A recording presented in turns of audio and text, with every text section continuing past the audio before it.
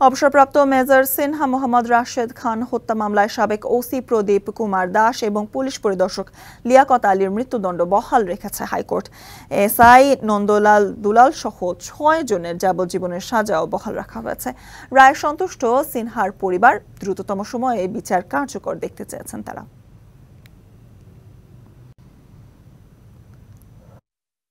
2020 সালের 31 জুলাই রাতে কক্সবাজার টেকনাফ মেরিন ড্রাইভের শামলাপুর চেকপোস্টে গুলি করে হত্যা করা হয় সেনাবাহিনীর অবসরপ্রাপ্ত মেজর সিনহা মোহাম্মদ রাশেদ খানকে।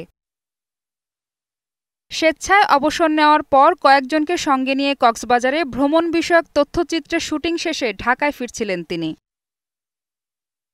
এই ঘটনায় মামলার বিচার শেষে 2022 সালের 31 জানুয়ারি কক্সবাজার জেলা ও দায়রা জজ আদালত পুলিশ তদন্ত কেন্দ্রের তৎকালীন পরিদর্শক বরখাস্ত লিয়াকত আলী ও টেকনাফ থানার বরখাস্ত ওসি প্রদীপ কুমার দাসকে মৃত্যুদণ্ড দেয়।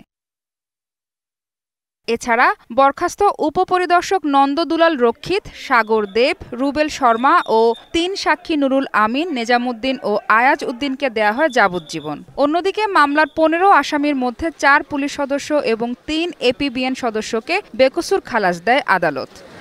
সানবিট সব দিবে সামাল। সানবিট ম্যাজিক প্রেস ডিশওয়াশিং এর মাথা ঘোরানো সলিউশন। পরে মৃত্যুদণ্ড কার্যকর করতে ডেথ রেফারেন্স হাইকোর্টে আসে। কারাগারে থাকা দণ্ডিত আসামিরা আপিল করেন। 5 বছর পর সোমবার সকালে ওসি প্রদীপ ও পুলিশ পরিদর্শক লিয়াকত আলীর মৃত্যুদণ্ড বহাল রেখে রায় দেয় হাইকোর্ট। আমাদের দায়িত্ব যথাযথভাবে পালন করতে পেরেছি। আমরা মনে করি মেজর সিনহা তার জীবন দিয়ে যত মানুষের জীবন রক্ষা করে গেছেন তাদের প্রতিটি নিঃশ্বাস তার আত্মার শান্তি মাগফিরাত কামনা করবে। রায় রাষ্ট্রপক্ষের পাশাপাশি সন্তুষ্ট সিনহার পরিবারও। দ্রুততম সময়ে রায়ের বাস্তবায়ন দেখতে চান পরিবারের সদস্যরা।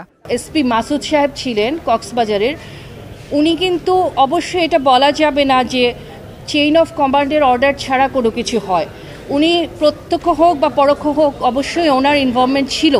তো আসলে ওনাকে যে আমরা কোনোভাবেই আনতে পারিনি এই জায়গাটায়, মানে বিচারের আওতায়, সেই জায়গাটায় কিন্তু একটা অসন্তুষ্টি রয়েছে আমাদের। তারা সঠিকভাবে তাদের জাজমেন্ট দিয়েছেন এবং মহান আল্লাহর কাছে আমরা কৃতজ্ঞ এবং আমরা সেনাবাহিনীর পক্ষ 3 বাহিনীর পক্ষ থেকে আমরা সন্তুষ্টি প্রকাশ করছি।